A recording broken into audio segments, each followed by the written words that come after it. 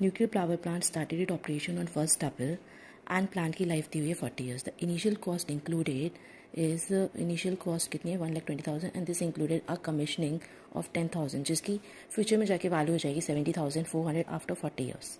Okay. Assume that market based discount नहीं हाँ discounted at the rate of 5% और 5% से डिस्काउंट करना है. The entity financial year ends on 31st March. Okay.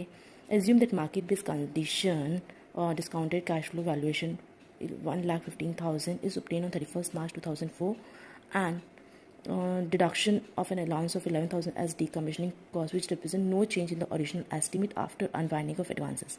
ठीक है.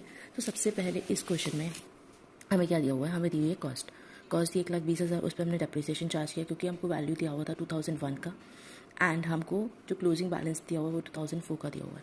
तो हमने 2004 का कैरिंग अमाउंट निकाला which comes out to be 111,000. ठीक है. फिर हमने उसमें से और हमको वैल्यू कितना दिया इतना, तो हमने निकाला revaluation gain comes out to be 126600 minus 111,000 comes out to be 15,600. ठीक है.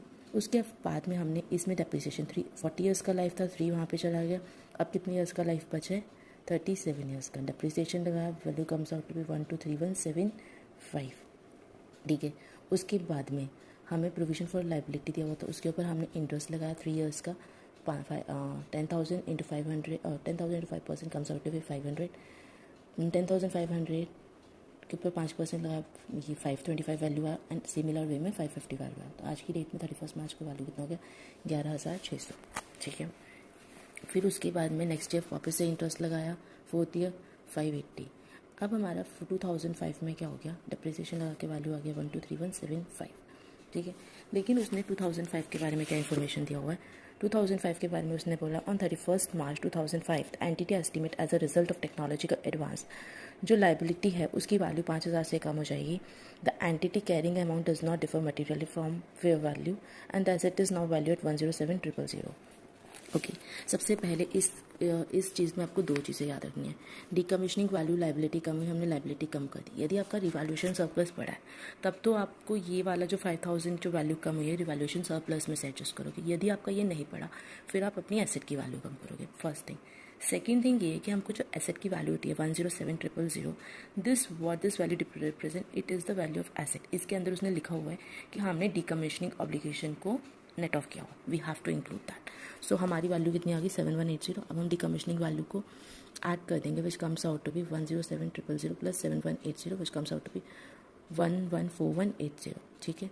इसके ऊपर अब हमारी वैल्यू आ कितनी रही थी, कैरिंग अमाउंट कितना आ रहा था 123175 और हमारी अभी वैल्यू कितनी आ रही है 114180. तो हमको क्या हो गया रिवैल्यूएशन लॉस हो गया which comes out to be 8990.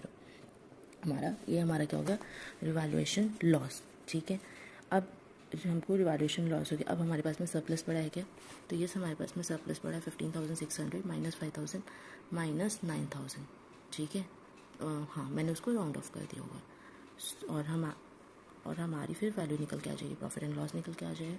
So this way. सो इसमें जो 3 बातें याद रखने की वो यही है कि रिवैल्यूएशन सरप्लस होगा तो उसमें से आप डीकमीशनिंग लाइबिलिटी जो भी रिड्यूस हुई उसको एडजस्ट कर सकते हो. यदि वो नहीं है तो आप फिर एसेट्स में से रिड्यूस करोगे, इसलिए इसके अंदर हमने डीकमीशनिंग वाली liability. Now in the similar